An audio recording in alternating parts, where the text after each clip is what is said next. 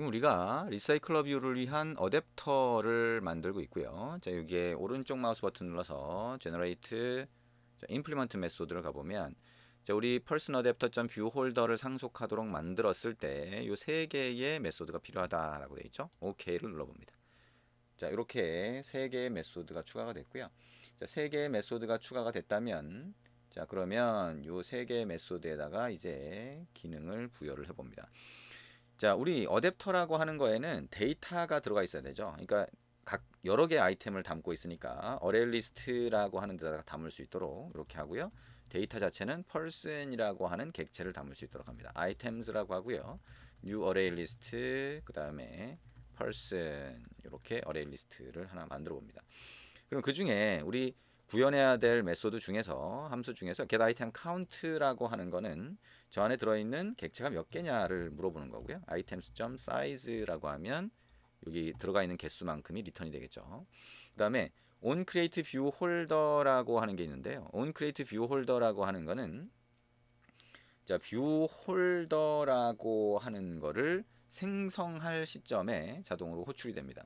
그래서 이 시점에는 뷰 홀더가 뭐예요? 각각의 아이템을 위한 뷰 홀더를 만들어 달라는 거고, 그러면 각각의 아이템을 위한 레이아웃을 이 안에서 인플레이션 한 다음에 그 레이아웃 인플레이션 한 뷰를 가지고 뷰 홀더에 넣어서 뷰 홀더를 리턴해 주면 돼요. 그러면 하나의 아이템을 위한 뷰 홀더가 만들어져서 리턴되게 됩니다.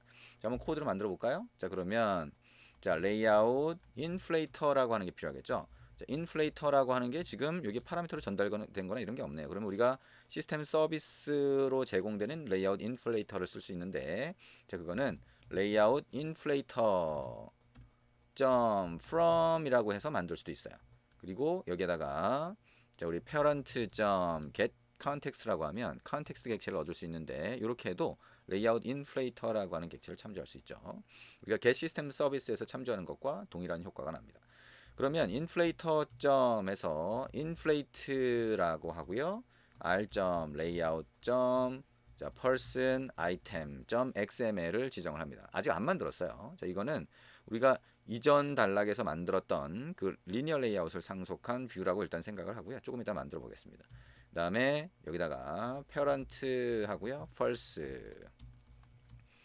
이렇게 봅니다. 자, 그러면 인플레이션, 레이아웃 인플레이션을 통해서 이제 자, 아이템 뷰라고 하는 게 하나 만들어지게 돼요. 그러면 우리가 각각의 아이템을 위한 뷰가 만들어졌다면 그걸 어떻게 써요? return이라고 하고요. new라고 해서 뷰 홀더를 만들 수 있었죠. 그래서 아이템 뷰 이렇게 하면 어떻게 돼요?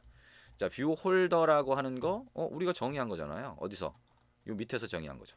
요거를 객체로 만들 때 어떻게 써요?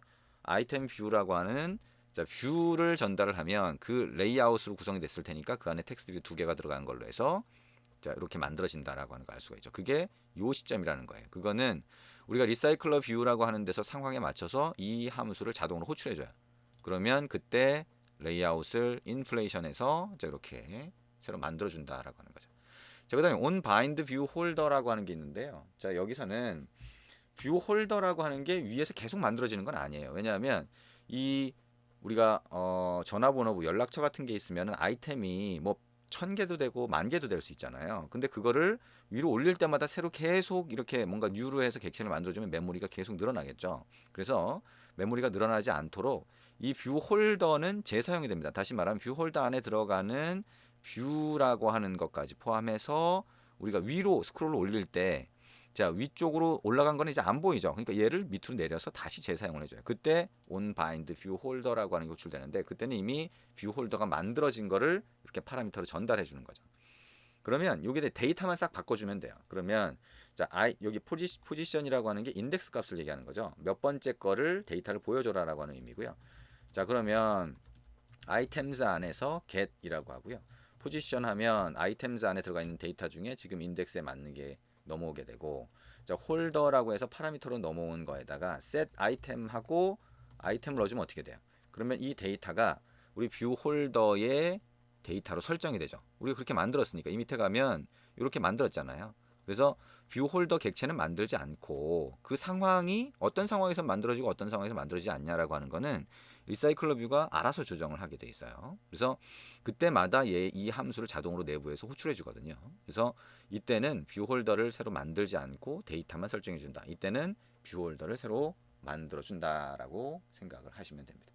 자, 이제 그러면 각각의 뷰를 위한 자, 레이아웃을 하나 만들어 줘야 되겠죠. 그게 펄슨 아이템으로 만들었고요. 자, 그러면 펄슨 아이템이라고 하는 레이아웃을 만들어 보자. 우리가 한번 레이아웃 만들어 본 경험이 있으니까 어렵지 않게 만들 수가 있겠죠. 오른쪽 마우스 버튼 눌러서 New라고 하고요. 레이아웃 리소스 파일 이렇게 하고 여기에 펄슨 밑줄 긋고 item.xml 이렇게 만들어 줍니다. 자, 이거는 우리 해왔던 것처럼 자, 왼쪽에 이미지 뷰가 하나가 있고요. 오른쪽에 이름과 전화번호가 있는 그런 레이아웃으로 만들어 주면 됩니다. 자, 우리가 여러분이 직접 한번 만들어 보시고요. 우리는 이전 단락에서 만들었던 거 그대로 사용할 수 있을 것 같아요. 자, 그래도 한번 해볼까요? 네, 그러면 자, 리니어 레이아웃 버티컬로 되어 있는 거에 오리엔테이션을 호리젠틀로 한번 바꿔주고요. 자, 이렇게 만들었었죠. 자, 그 다음에 자, 여기다가 우리 카드 뷰를 하나 넣었었네, 그죠? 자, 카드 뷰를 먼저 한번 넣어볼게요. 그러면 카드 뷰라고 하는 거 한번 찾아볼까요? 자, 컨테이너스에 가보면 자, 카드 뷰가 있네요. 자, 다운로드 버튼 눌러서 카드 뷰를 쓸 수 있게 먼저 만들어주고요. 자, 카드 뷰가 쓸 수 있는 상태가 됐다라고 하면 여기다가 자, 카드 뷰를 갖다가 넣을 수가 있겠죠. 자, 카드 뷰를 갖다가 추가를 해줍니다. 그 다음에 카드 뷰 안에다가 이제 우리 리니어 레이아웃을 다시 추가할 수가 있겠죠. 자, 맨 바깥은 리니어 레이아웃이든 아니든 상관은 없겠네요. 그죠? 카드뷰 하나만 담고 있으니까.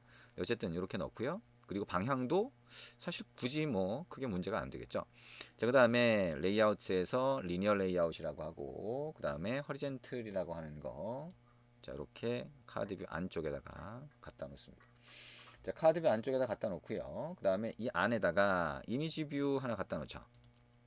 자, 일단은 이제 그 레이아웃 하이트를 웹 컨텐트로 안 바꾼 상태에서 일단 막 넣어봅니다. 그죠? 여기다가 이미지 뷰 넣고요. 그 다음에 여기 이미지 같은 경우에는 일단 IC 런처라고 하는 걸로 설정을 먼저 해봅니다. 자, 이렇게 넣고 이미지 뷰 같은 경우에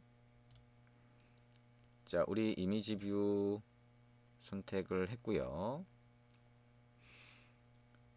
자, 여기 보면 이렇게 여기 제대로 이렇게 속성이 표시가 안 되고 있어요. 그거는 이제 카드 뷰에서 제대로 설정이 안 된 거고요. 그러면 텍스트 탭으로 가서 이제 직접 한번 XML 코드를 수정을 해보도록 할게요.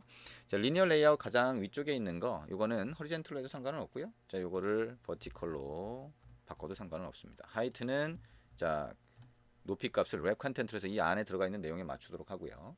카드 뷰 같은 경우에도 여기다가 랩 컨텐트로 맞추도록 할게요. 그리고 여기다가 app 우리 했던 것처럼 자, 카드 백그라운드 컬러라고 하는 속성을 넣고요. 그 다음에 샵 ff 이렇게 넣고 그 다음에 app 땡땡 카드 코너 레디어스 라고 넣고요. 여기에 10dp 이렇게 넣어봅니다. 그 다음에 app 땡땡 카드 엘리베이션 이렇게 넣고요. ODP 넣어줍니다. 그리고 app 땡땡 카드 use 컴팻 패딩이라고 하면 기본 패딩이 적용이 되겠죠. true 이렇게 해서 자, 약간 띄워주는 그런 형태로 가게 됩니다. 자, 그리고 이제 그 안에 다시 리니어 레이아웃을 이렇게 추가했어요. 그리고 리니어 레이아웃도 여기에 높이 값은 랩 컨텐트로 바꿔주고요. 허리젠틀 이렇게 돼 있고 이미지 뷰는 위드스하고 하이트를 80dp 이렇게 만들어 주시면 되겠죠. 자, 그러면 여기 이미지 기본 안드로이드 기본 아이콘이 표시된 상태가 될 거고요. 자, 이미지 뷰 다음에 오른쪽에 추가되는 거를 이제 리니어 레이아웃으로 만들어 줍니다.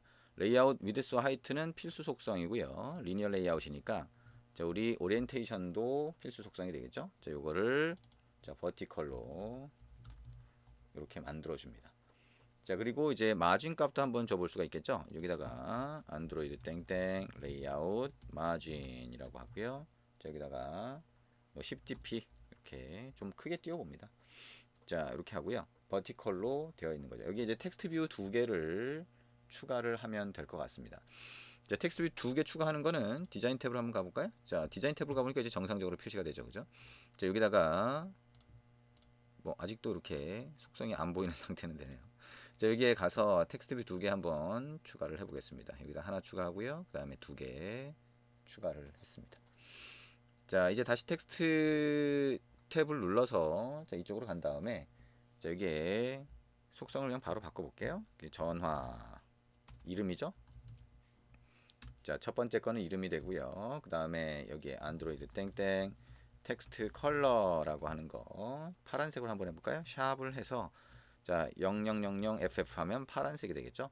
그 다음에 안드로이드 땡땡 텍스트 사이즈라고 하는 거자 30sp 자 이렇게 바꿔보도록 합니다.